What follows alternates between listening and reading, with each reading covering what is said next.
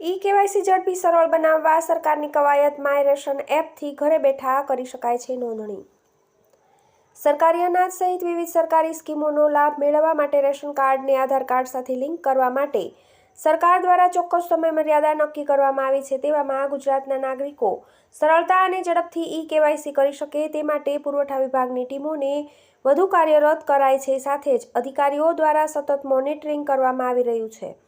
અન્ન નાગરિક પુરવઠા મંત્રી કુંવરજીભાઈ બાવળિયાના મતે રાજ્યમાં કુલ 2.75 કરોડ લોકોના કેવાયસી કરવામાં આવ્યા છે। 2.75 કરોડથી વધુ લોકોએ કેવાયસી કરાવ્યું।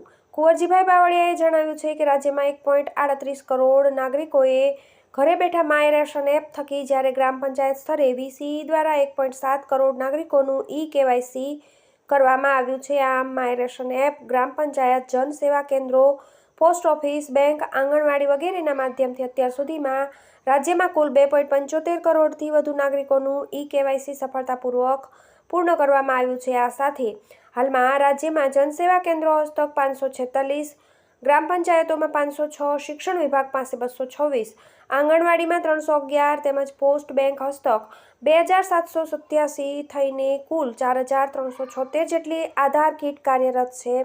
પરંતુ કેવાયસીમાં નાગરિકોની વધુ સરળતા રહે તે માટે નવી 1000 આધાર કીટ એક્ટિવ કરવાની જાહેરાત કરાઈ છે। મહત્વનું છે કે પુરવઠા વિભાગ હેઠળ કેવાયસી થાય છે પરંતુ તેનો સંપૂર્ણ આધાર UID એટલે કે આધાર કાર્ડ પર છે। આધાર કાર્ડના નામ અટકમાં સુધારો ન થાય ત્યાં સુધી કેવાયસી થતું નથી। આધાર કાર્ડનું કામ GAD પ્લાનિંગ તરફથી થાય છે। આધાર કાર્ડની કીટની સંખ્યા વધારવા અને કીટના પ્રશ્નોનું નિરાકરણ લાવવા માટે ગાંધીનગર ખાતે કંટ્રોલ રૂમ પણ કાર્યરત છે। આ ઉપરાંત જિલ્લા કલેક્ટરોને પોસ્ટ અને બેંક સાથે સંકલન કરીને આધાર કીટ કાર્યરત રાખવા અને સતત મોનિટરિંગ કરવાની આયોજન વિભાગ તરફથી સૂચના આપવામાં આવેલી છે।